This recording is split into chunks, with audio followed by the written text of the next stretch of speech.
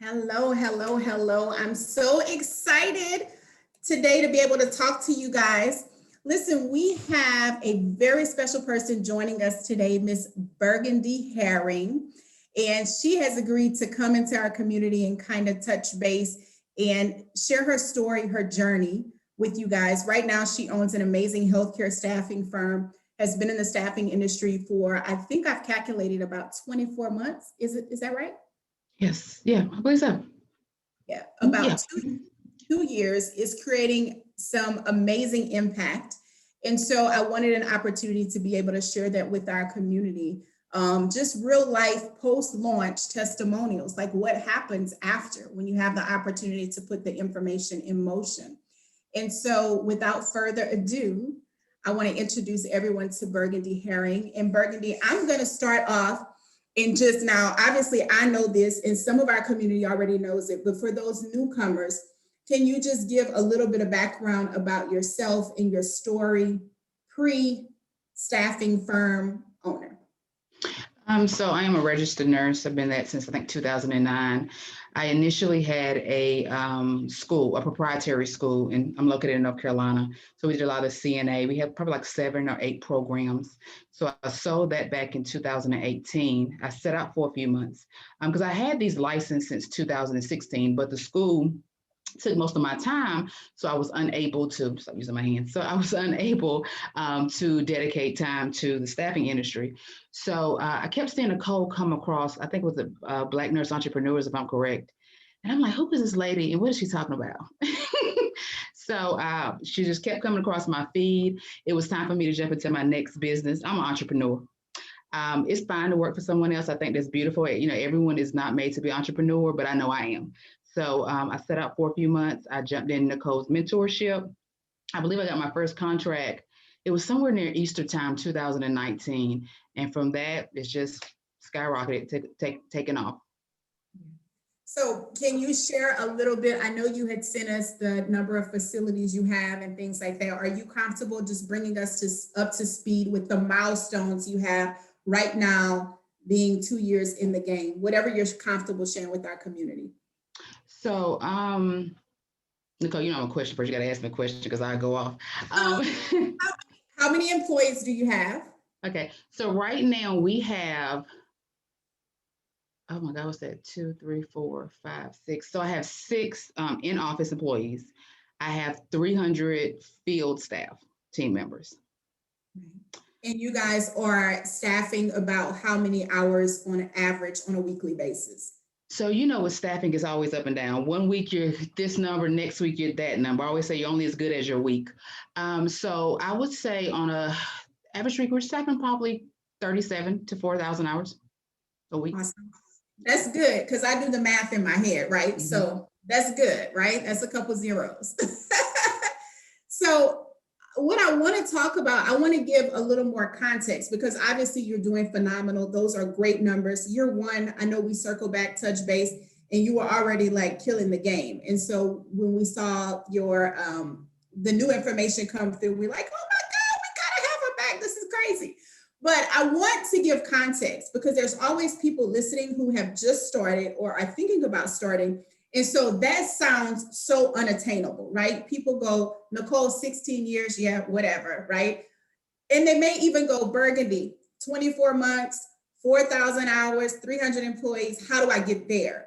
And so I want to spend time today talking about the transition from the work that was done all the way up to what you're doing now, because I think especially with technology, a lot of people are selling stuff that I just see a lot of stuff out there that I know is not real, right? And you would have to be in business to understand what it really takes. And so from a mindset perspective, let's talk about the first few months of transitioning from getting out of the program, launching your staffing firm, and then actually being in your business and putting all of this in place. Like, what are some of the things that you went through? So I tell people I'm not a salesperson, and that actually ended up being my pitch. I come from a family of salespeople, but I just didn't get that bug. I could do numbers, but I can't sell anything. So I was a little hesitant, because it's like, how do I convince them? Keep in mind, there's God knows how many staffing agencies. So how do I convince them that I'm the staffing agency to choose? How do I stand out? So when I first jump on a call with someone, I always say, listen, I can't sell, how I say it. I can't sell water to a man stuck in a desert that's dehydrated. I can't give you any sales pitch. I can only tell you what I can offer you, what your needs are, and see how we can partner. So I think once you understand your strengths and your weaknesses, I think that's going to give you leverage in kind of marketing your services. So at first it was just putting that in my mind, like, hey, I'm not selling them anything. I know what I'm talking about. Nicole has given me the knowledge. I know what they need because I'm a nurse and I've worked in those facilities. I always tell people now, you can never outtalk me in my business. You can never come to me and say XYZ about staffing. First of all, I know it. I was trained by the best. Secondly, I've already done it because I'm a nurse and I'm in that profession. So once I feel like, okay, I have that leverage right there, let's go with it. So it's pretty much, again, leveraging what's your strengths. My strength is knowing that I have the knowledge that they may not have. Talking to administrators and understanding you're an administrator, but I'm a nurse. It's a different conversation. I can understand the floor a little bit better. So once I got that in my mind, and Nicole tell you, it's been days, I'm like, oh God, So once I got that in my mind and realized, okay, this is what my strategy is. From there, it was also kind of taking in, understanding a no. A no is a not right now for me. So you may tell me, no, what's today? Wednesday at 3:09, but that's all that means, Wednesday at 3:09. You're going to get another email from me next Wednesday. I will tell you some of my biggest clients, or now my biggest clients, were initially no's. And I'm not talking about just a no, I'm talking about a dirty no, like no quick. Okay. And now they're my biggest clients because I believe in being persistent and being consistent. So every week I'm sending out emails to those that said no today. They're going to get me an email every week. And then what happens is that you just have to catch them the right time. No today, but next week, they're COVID and they've lost half of their staff due to COVID. So now Burgundy seems like, yeah, come on in. Let's talk. So that was kind of like my intro into staffing, pretty much understanding my strengths and being very consistent and persistent. I have a lot of people reach out to me, what's the formula? There is no formula, not for me anyway.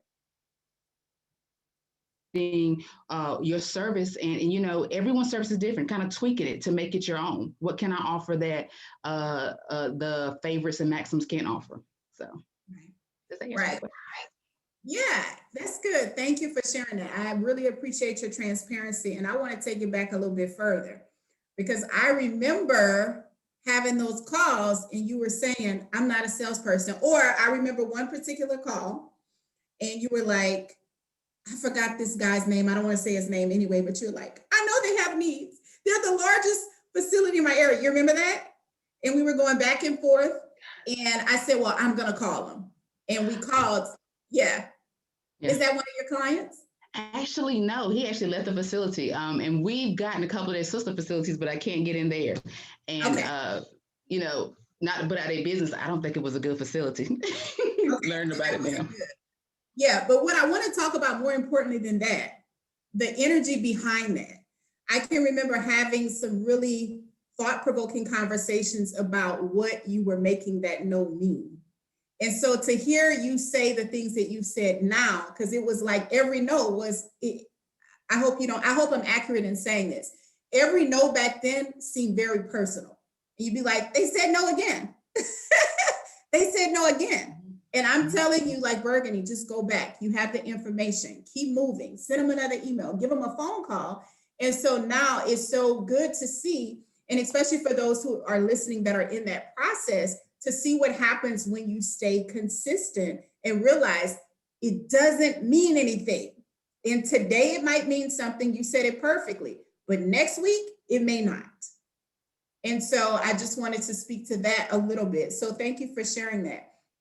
And how are you finding balance right now?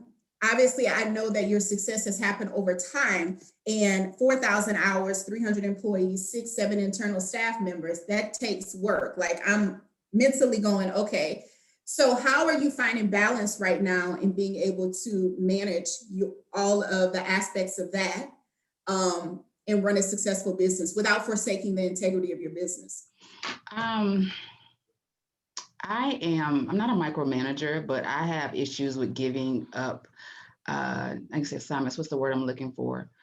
Giving up responsibility. I always say, let me do it because it's easier. So I'm learning to let people that I employ to do their jobs. So I have a senior scheduler. She's been with me, I think next month would be a year. She didn't have any medical knowledge. And I literally brought her in and she soaks all my knowledge up like a sponge. And so now she is pretty much the, as you told me, you had to get like the junior, senior, lead scheduler. She's the senior scheduler and she overlooks my junior schedule in the scheduling department. And I think that right there, just allowing people to do the job you pay them to do will create a better balance. I have a staffing department. I have a lead in that. And again, just allowing that's my balance, allowing people to do what I pay them to do and trusting that they will do it. And also trusting that if they are unsure, they will pick up the phone and call me, or they call me boss lady, but come to my office and be like, boss lady, I got a question. I'm not medical, so what is your thoughts on this? So I think that is the only way I keep my mind sane, is just getting a good team, teaching them, everything that I can and having them absorb it like a sponge and trusting that they're going to deliver, and anything that they're unsure about, they're going to come back to me on. So that's my Absolutely. balance. Yeah, I'm huge on delegation. And if you'll remember, I may have said this, the pyramid. So the visionary is always at the top, right? And nobody in this pyramid is better than anyone else. It's just a hierarchy of how to get things done. And so often I see individuals over compensating, if you will, or overconfident in their ability to do everything. And if you do, you won't have balance. And so I'm always talking about the pyramid, which one of my mentors taught me, that the visionary is at the top. Underneath that, obviously, are your leaders, co-leaders, people that are going to help you execute the vision, and then technicians, which would be the people who are actually doing the physical work and actually carrying out the vision. And everybody in that continuum or on that spectrum has a very important assignment. And it's important to not only identify those people, but exactly what you said, instill the trust in those individuals who come alongside you so that your vision can be executed. And my motto is always trust people to do it till they give you a reason that you can't trust them. And so it's great. I'm glad that you have a team and a supportive team. Now, I know people are probably listening right now going, yeah, that's nice. Just be consistent. Just keep calling, send them another email. Yeah, that's cute, right? But what does it really take mentally? Because there are some serious, I think, things that are embedded within all of us, especially transitioning from being an employee, which I think you were already out of because you had your school and things like that. But let's talk about that mindset. What does it take from transitioning just from being an employee to being an employer? Even if the context is from, prior to staffing, because I know you had already taken that leap. What was that transition like, understanding the difference in those roles? I think the biggest difference for me, and it is crazy because I actually had to call my employer, once I became an employer.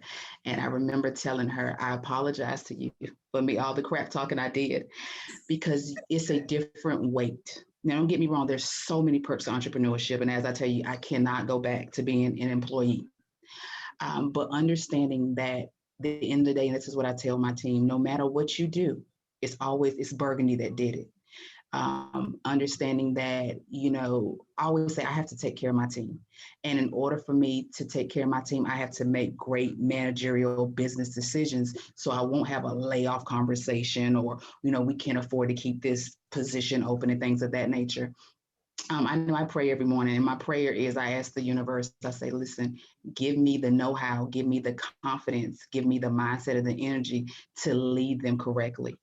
As a entrepreneur, you have to understand everyone is looking at you, quote unquote, for the answers. I'm not saying you're going to have all the answers, but they're looking at you for leadership. How you conduct yourself is how they're going to conduct themselves. If every time something negative happens, or something kind of goes against what you're trying to do, how you respond to that is going to dictate how they respond. I tell my staff all the time, and actually I got this from Nicole, and I thought about it when they didn't even realize it. Don't come to me with that problem. You come to me that this was the problem, and this is how I resolve the problem. I'm a solution person. And if there's a problem, okay, we already know the problem's there. Now, how are we going to solve it? We can't be stuck in this area, can't be stuck in this moment. As soon as a problem arrives, the first thing I'm thinking is solution based. And I have these questions that I ask anyone that adds onto my team. I said, just say somebody calls out, a facility calls and states, hey, they gave us 100 hours this week, hypothetically. And you know what, out of those 100 hours, we need to cancel 75. I always say, what's your first response? And if they tell me, Dawn, why they cancel? Incorrect. Your first response is, how do I move these team members? Because their bills don't stop just because that facility canceled. How do I move these team members to other facilities? One, the company doesn't lose the hours because all we did was relocate them to a nearby facility. And two, we took care of our staff. We took care of our team members in the field that, hey, you didn't work your 20 hours over here, but I have another facility nearby. Because again, their bills don't stop. I think just understanding that you are the person they look up to. You are the person that is going to dictate how your company is ran on a day-to-day basis. And if you fold, this entrepreneurship may not be for you. If every time something happens, you're crying or you have a bad mood for the rest of the day, maybe this is not for you, okay? It's a lot of stuff that happens through staffing, a lot of stuff on a day-to-day basis that people don't see, and again, okay, I say, okay, it happened. So what we're gonna do about it? What's next? And I also, as a leader, entrepreneur, my mindset is to train someone to be me. Now, you're not gonna be me, but train someone to take place. Because at some point, I want to be like a Nicole. I want to step out and, I'm doing other things. And so I need to, so I always have them think. So if something happens, I don't necessarily give the solution if they don't have one. I said, well, what would you do? How would you respond to this situation? It gives them a different perspective on it. It gives them a sense of confidence, and they're not knowing I'm building you so that I can step out. And so that this business can run on a day-to-day and I don't have to be in it, and that you don't have to call me for everything. And I think just when you're a leader and a manager, you just look at things different. And the ultimate goal is for you not to work in your company day to day. Your goal, as Nicole says, for you to work on your company. And you can't do that if every time something happens, questions are coming. You have to train your staff to be able to handle that. Was that too much? Because I like to talk. No, that was good. That was good. Listen, real time, I love it, right? So I never really structure these calls because I believe that when we don't plan it, then we allow an opportunity for what needs to be said to be said. So the fact that was said, let me know somebody here needs to hear it. But I did want to circle back because you talked about leadership. And one of the things that I think is so profound when you said I had to call my old employer and apologize. See, here's the thing most people think when you're an employee. I just had this conversation with somebody yesterday because he told me I quit. I did this. This is how I quit. Those people told me I was supposed to do this and this. And I was like, no, sir, you didn't handle that correctly. And he was very surprised. He said, but you preach entrepreneurship. Absolutely. But you must be the kind of employee that you would want to hire. And so until you begin to have that revelation, you won't be equipped to be a leader. So put yourself in a position where you can understand that even though you have entrepreneurial aspirations, you are an employee right now of this organization. And I really feel like the way that you handled that says something about your ability to lead somebody else. And so I love the fact that you said that because especially with staffing, because we deal with so many individuals, so much turnover, I feel like you really have to have strong leadership, strong multitasking ability, and exactly what you said, the ability to help other people, first of all, to instill trust. Because sometimes I'm asking people like, well, what would you do? Because I really want them to know, like, I feel like you're equipped to make this decision, combined with the fact that I would like to continue building the vision, which creates more opportunity for everyone. So sometimes being able to give them that, what would you do? I would love to hear your feedback. And then sometimes, even when you don't agree with it, saying, you know what, let's do that. Okay, let's do that, right? So I don't have to be right. Let's try it, right? And so I love what you said. I really do. I think someone needs to hear that right now. Be the kind of employee. I even say this, be the kind of student that you would want to teach. Okay. And that's deep. I could go in so many directions with that. But I see people all the time saying, I want to do this. I want to get into staffing, and they're not committed. So it's like, if these are your dreams, you know, you've got to be committed to those dreams. So to say, I want to start it, but then not take the actions, not do the work, and just, you know, hey, I was inspired, that was great, and you're not moving forward, then that's not really real, right? So you've also got to, you have submitted yourself to learn. I have submitted myself to learn from someone, and I have seen you implement everything and continue. So before we jump to my next question, I do want to say this, right? Because I don't want to give the false impression. Sometimes people listen and go, oh, Burgundy went from 0 to, you know, 4,000 hours a week. If they can do the math on that, they already know. And I don't want to give them that impression, because I feel like that is inspirational. But then when somebody goes back to their agency or their dreams and they're looking at 20 shifts a week, or maybe they don't even have their first contract, I feel like there's a detachment. So I do want to say this. I have worked with Burgundy. How many times have we worked together? The two, twice, no, three. Because I got the initial, then I came in, we did the one-on-one with the calls, and then I got the I forgot the name of that program where we kind of a follow up, and you kind of get me over that hump to that next step. Oh yeah, delegation. So we did the launch, the grow, and well, you did the whole track. You did launch, grow, and thrive, right? Oh, okay. Okay. Yeah. I just signed up, and you get I don't even know what I signed up for. It worked. You're just like, send me the link.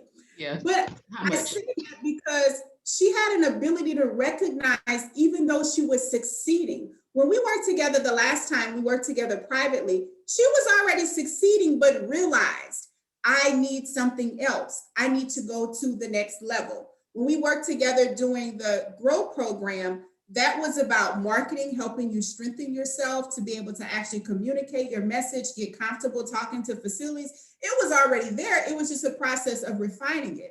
So I don't want people thinking, oh, well, she did this, she took one step and boom, it happened. I want them to understand the commitment that you made to your goals, your dreams, and then taking all that information with a whole lot of effort and actually doing it and walking it out. At one point I told her, don't even call me back. What did I tell you? Don't call me back until you hit what? I was like, we shouldn't even have to talk again for like a couple months. Oh my God. I'm gonna tell you, Nicole, got so much going on. I don't know what you said. Well, I would say this. I know it was an insane revenue goal because you said I'll just talk about So this is my thing. What's for me is for me. So I don't worry about putting out numbers. So when we first went through the program, so in 10 months I did 7 figures. We'll say that I did $1 million in 10 months. And then I know, let me tell you something. When I looked at QuickBooks, I said, wait a minute, let me make sure this is all right. And why do I find myself laughing like you? I don't know what that's about. But and then she gave me a goal of like 2 point something million. I can't remember. And I'm a very competitive person. So when COVID first hit, as you know, people didn't know what was going on. They didn't know what to do. And so our hours dropped, and all I could think in the back of my mind was like, she gave me this number. I have to hit this number. And that's when I reached out to her recently, and I was like, oh, I screenshotted it. Cause you know me, I gotta have facts. I gotta have receipts. And so I screenshotted it, and we had hit over $2 million just because I did come back into her program, because I was already at the 7-figure mark, but I needed that extra push. Sometimes you get stuck, and it may sound like, oh, I know what I'm doing, I have it all. I know what she's giving me, and I build off that. But as Nicole says, she still has mentors. And so I think sometimes you want to go to the next level. I mean, you got to enter another program. You got to get a little bit more knowledge. You can't get it all at one time, because I feel like you're not going to know how to process it or what to do with it. I think sometimes when you get to, you're at level 1, you get to level 2. Okay, I'm at level 2. How do I get over this hump? And then you'll get over that hump, you get to level 3. I don't know if you remember this, Nicole, but you were telling me one time when you go through your mentorship programs, you pay, your budget is different hours, but you'll pay a certain amount of money, but you would always get that back double. Like you would come out of your mentorship program and do Grant, boom, numbers. yeah. Yeah. And it's crazy. I came out of this mentorship program and did a crazy number. And the crazy part is I didn't even know I was doing it until I happened to sit down and was like, wow. Yeah. When you screenshot me the first 7 figures, I was like, okay, I jumped up. My kids were screaming and they're like, what are we screaming for? Because I was like, she did it. But then I think you called and you got, well, I just said, you were like, what do I need? Mm-hmm. And I knew that you had enough based on what we had done. And I said, you should not have to call me again until you get to $2 million. That's what it is. Yeah. And you went like, oh, okay. Like, and I think you mentioned like, you thought that you would never achieve that number, right? But what I'm basing it on, Burgundy, it's empirical data. Okay, I gave her this, she went do this, she made the money, she came back, she got the next level. So most people think it's magic. It's not magic, it is strategic, right? I plug into my mentors when I reach, in fact, I have a call that I'm scheduling now because I'm like, okay, boom, I'm here, but listen, and I understand that there is new information at that level. And I also understand the people that I'm leading. So being able to cross over to my next will be beneficial to everyone. So what I want you guys to get from this is not us talking about 7 figures and 1 million and 2 million, right? Because for some people, that's not a reality right now. What I want you to hear is how it occurred. Information, which is not information, it's revelation, environment, and proximity. When I was telling you that when I go talk to my mentor, I didn't even know what happened. I go to her house, I get on a plane, she does some crazy math or something, we have a conversation, and then I'm landing and I'm like, how do we make 50 grand in in a crazy amount of time, right? And so I've shared with you before that I've spent probably $250,000 on learning information, right? I don't have no Ashton Martin. I could, but the biggest investment, guys, is here. The biggest investment is going to be here. This information, once you get it, it is muscle memory. Burgundy, you will never make less than $2 million again, because now guess what? You have the muscle memory. If you keep doing the same thing, you are going to grow every year. But what happens with most people is they get comfortable. I feel like are we still doing an interview? I think so. I feel like I'm going in a different direction. But I just want to say that I want people to catch that, right? Because some people are so hung up on some things, and it's like, there is a strategy to this. And if you talk to the most successful people, Les Brown, I listen to him all the time. Les Brown has a mentor. He has a mentor, right? I look at my mentors.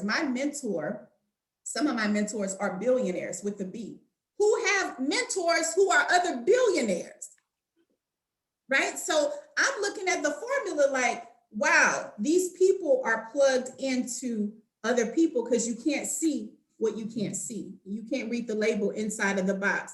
So what advice would you say to somebody on this same journey with you who's going, I don't know if this will work for me, or even thinking, what advice would you tell them just from the work that you've done over the last 2 years now? Well, first, I think you have to change your mindset. That's something that I had to do some self-work on. I don't believe in put out negative energy. I believe in manifestation. That I'm gonna manifest positive. I always say, I tell my team, I say, well, you know what, we took a drop last week. So next week, this is what we're gonna get. And I know this sounds redundant, but I go back to understanding your strengths, understanding your weaknesses, knowing that no one knows your business like you know your business. I'm not saying staffing, I'm saying your staffing. Putting that energy and that work in there. This is not a get quick or get rich quick scheme. This takes work. And I ain't talking about physical work, I'm always talking about mental work. And going back, consistency. I mean, again, I used to be surprised every time I do these calls with you. I get so many people that jump into my Facebook inbox, and they're just like, "What's the formula?" There is no formula. I work hard. I took the information. I applied it.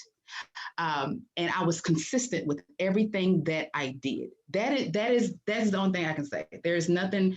There's no algebra to it, and that's what I would say to anyone right now. Again, I was the person that had one or two facilities. I remember one time I only was billing maybe 400 hours or maybe 300 hours a week, getting the first contract.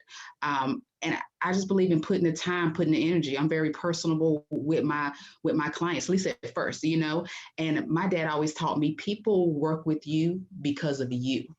Now I don't talk to any of my clients. I had to step back because what you'll find is that they'll want to talk directly to me and not my team.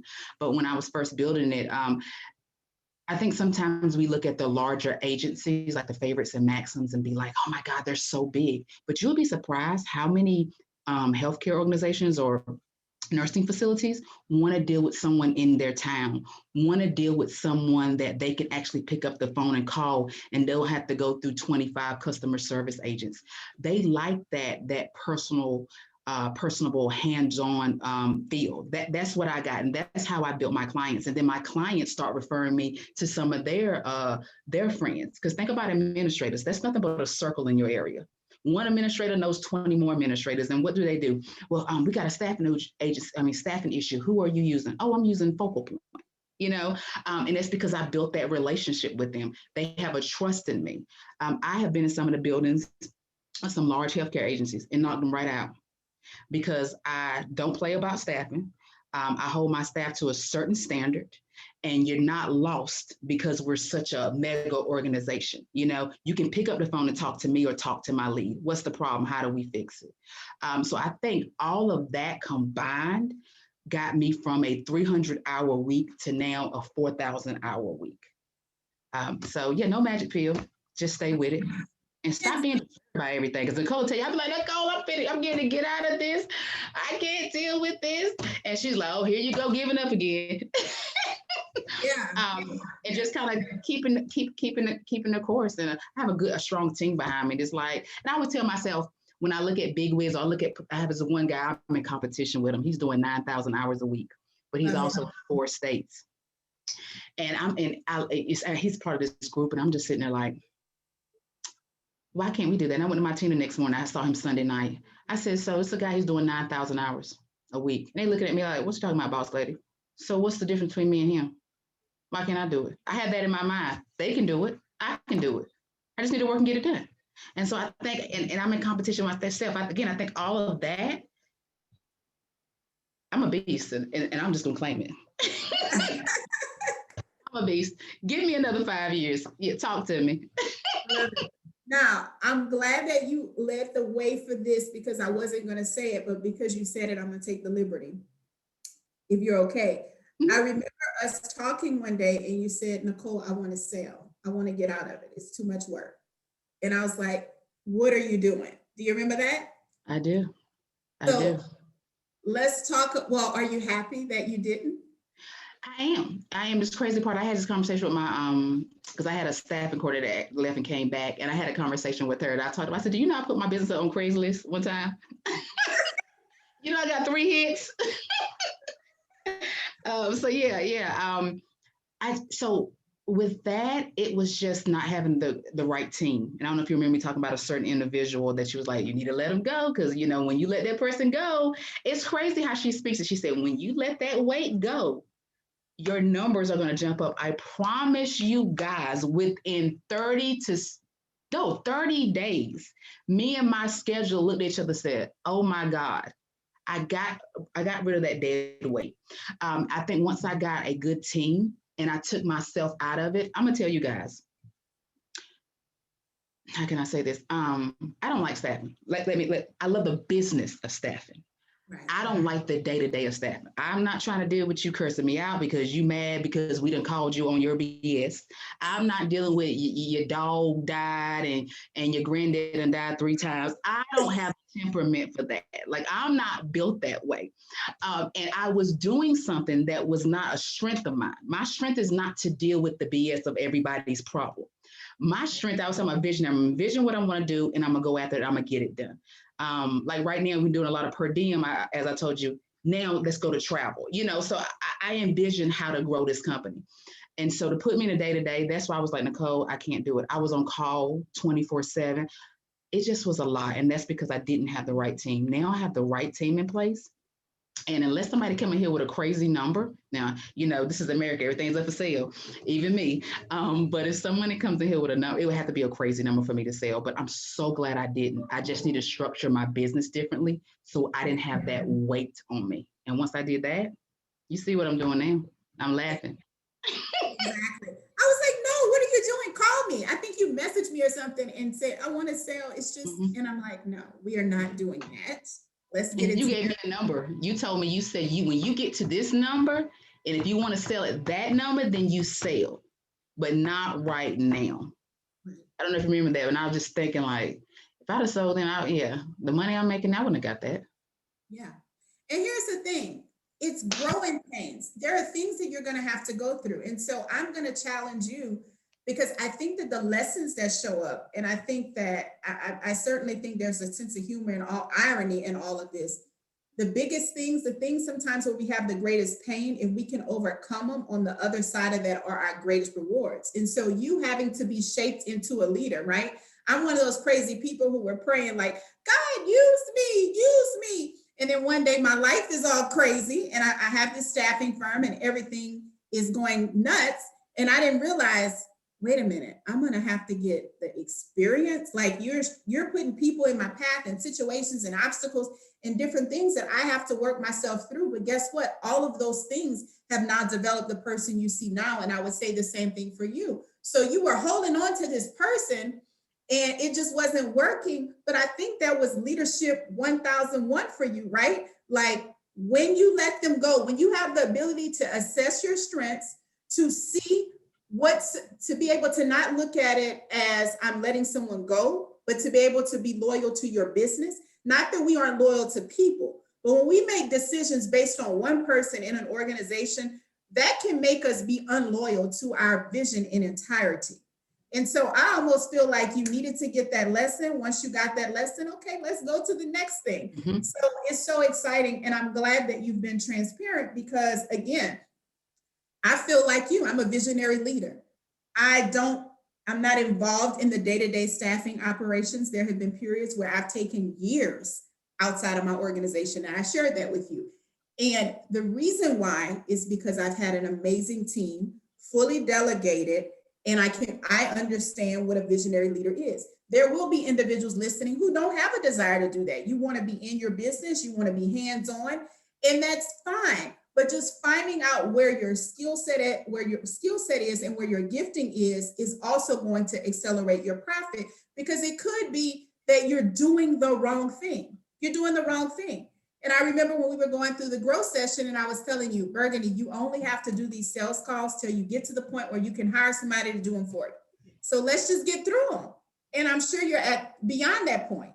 I only jump in on the call when I feel like I need to close it. Because sometimes you may have to jump in, especially if it's a big, like it's a blanket contract where you have closing a deal for maybe 40 facilities under this one organization. And they need that extra like little, And so, but other than that, no, I have a team that does all my calls. I will tell you, with the way the market is, we don't have to do a lot of calls anymore.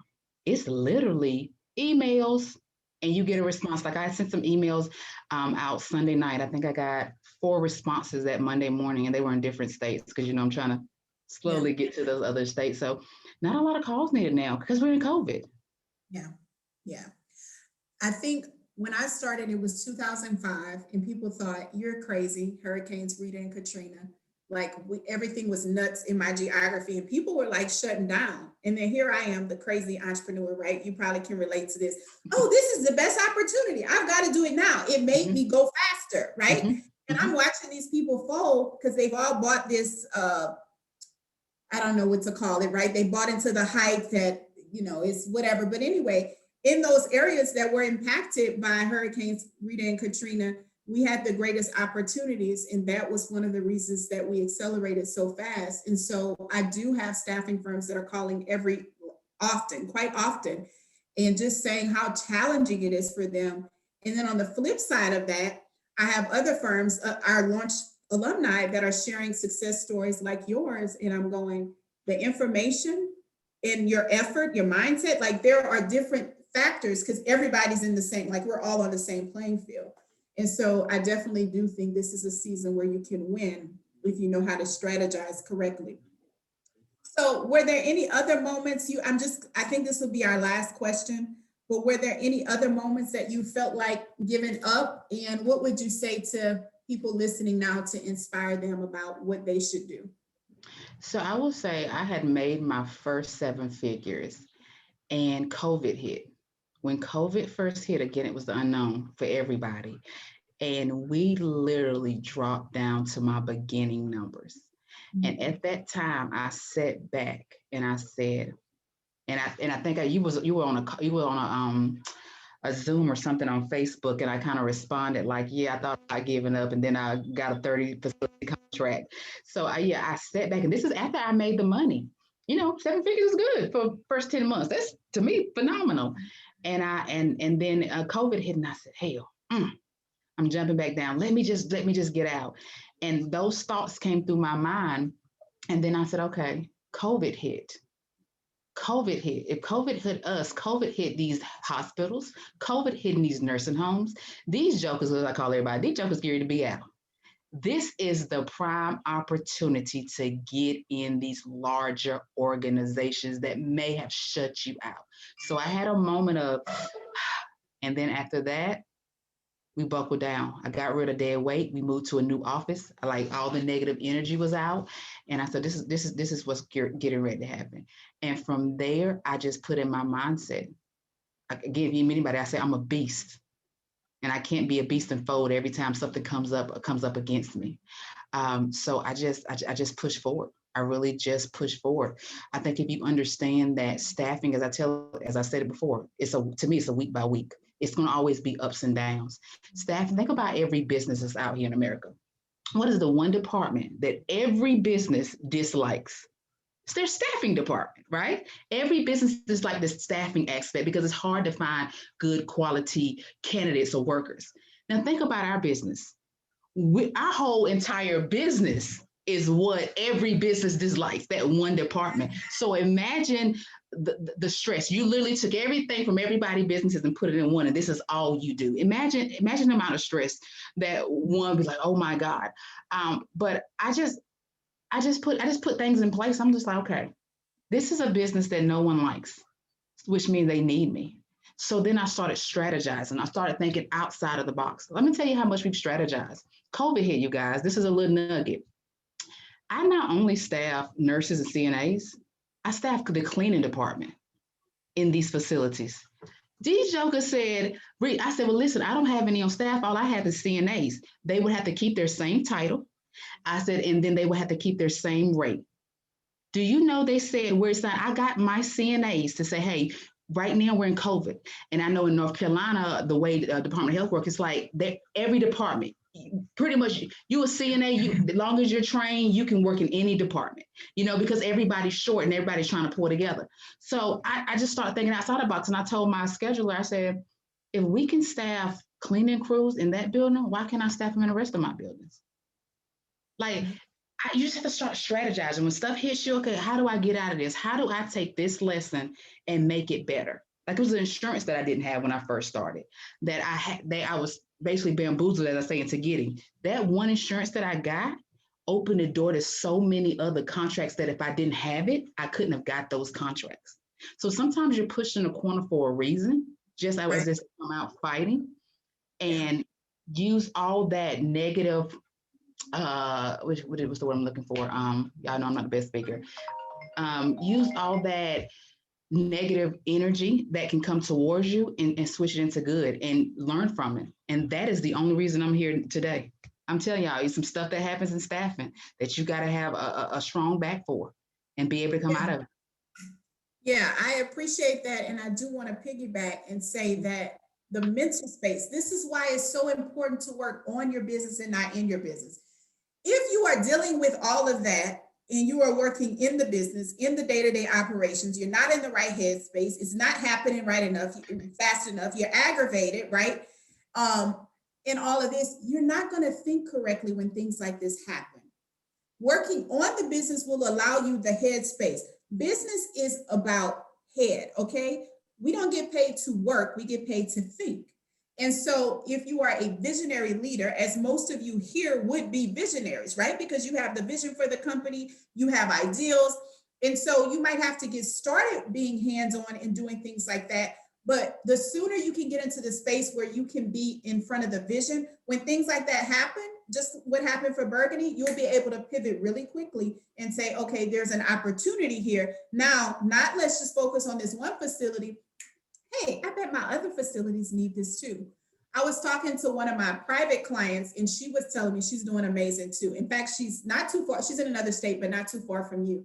And she said, Nicole, ever since I talked to her about delegating, putting the right people in place, like we went through the whole thing, and she said, my head is so clear right now. I'm like, take the day off, okay, on Fridays. So she starts taking Fridays off and she says, I got one of my best ideas when I was just sweeping my kitchen floor. And she said, I couldn't imagine why I would not think on that level before. And I'm like, because you were too involved in the day-to-day operations that your headspace wasn't available to think through the solution. And what she's been able to do, and she's crossed 7 figures as well, but it's phenomenal because she has the ability to think.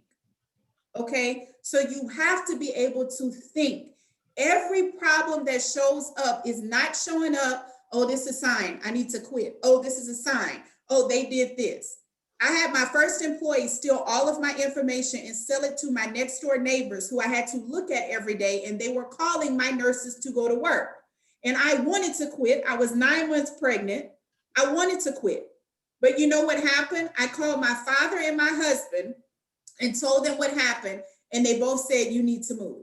And I said, I need to move. They need to move, right? But here's what they said. As wrong as they are, because it is a trigger for you and it's bringing negativity, if you continue to focus on what they did and you stay in that environment, your business is going down. I moved into a bigger office. I moved into a different space, and I had all of that cleared out, and our company took off even more than what we were doing in that space. And that company went out of business 3 months later. And of course, I learned what an industrial espionage lawsuit is. But here is the best lesson in that.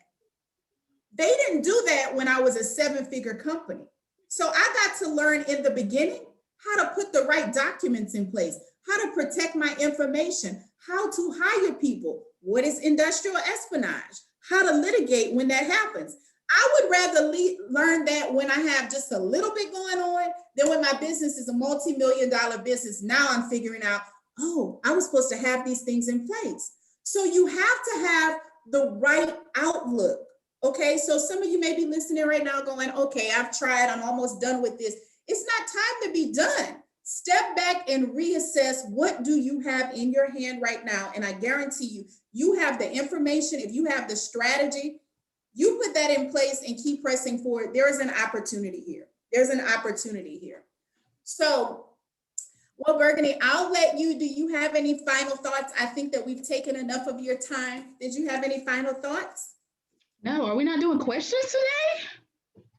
I actually have a hard stop in about 2-3 minutes. So we'll have to skip the questions. We already talked a little. I think I talked too much, maybe. We were supposed to be done at 2:45. Oh, I didn't know that. No, I mean, I just, it's all right to feel defeated. It's all right to say I'm gonna quit because hell, I did it. But again, I had to train my mind to get past this moment. I also take 2 days off a week because I can't, I mean, I'm not as hands-on with the day-to-day, but I'm still in my office at this time. So you kind of still sometimes thrown into things. So I take time off. And this is the crazy part. I'm the type of person when I have something that's on me that's stressful or I have a problem, I go jump in the shower. Don't ask me, I don't know. And I promise you, I always say I'm the Olivia Pope of staffing. So when I jump in that shower, I find my solution. Okay, this is what we're going to do. And I call my schedule. I don't care if it's 10, 11 o'clock at night. You're up. Listen, this is what we need to do. And you need to get a team together to get this implemented. That's how I operate. But I just say it's fine. It's fine to feel defeated. It's fine to feel like you want to let go. It's fine to feel like you want to give up. It's fine to feel like you don't have control of everything right now. I think it's just like anything. If I don't know if you mostly are nurses, but it's like nursing. You know, you went to school, they gave you the education. Now, how do you apply it? Because the instructor is no longer there. So how do you apply all that good information they gave you for you to be successful? So I think just putting yourself in a great mind state of, okay, it's not going to always be great. Some days it's going to be like, what the is going on? But understand that's a moment. I don't live in that moment. I literally look for the solution to that problem. And I think if you get yourself in that mindset, when things happen, they come your way, you're not going to focus on that problem because for every problem, there's a solution to it. And you just need to figure out what's the solution and do it. And then you'll be great. Absolutely. Absolutely. Thank you so much for your time, Burgundy. I have really enjoyed this and I certainly enjoy your transparency. I think that, you know, we learn so much from others. And anytime somebody who comes back and contributes, you know, we don't take that lightly here. So I'm very grateful. I'm very grateful. And for those of you who are listening, I want you guys know that I always say, you know, we don't do the God or the guru thing. We are regular people who made decisions. I met Burgundy 2 years ago in the virtual space, did not know her. She did not know me. But one thing that she did know is she was serious about healthcare staffing. And she has really, I'll be honest with you, Burgundy, my team can tell you this. I used your avatar, like I've built my client avatar around who you are. Because I said, if I want to share this body of work with people, who do I want these people to do? So there was a few people that I've worked with that I pulled out and said, these are the people that we want to find. Because I know they're going to take the information, they're going to make investments in themselves, they're going to be continual learners, and they're going to make an impact in the community, in the communities that they serve. And so we literally went, okay, where was Burgundy when she started? Like, what else has she done?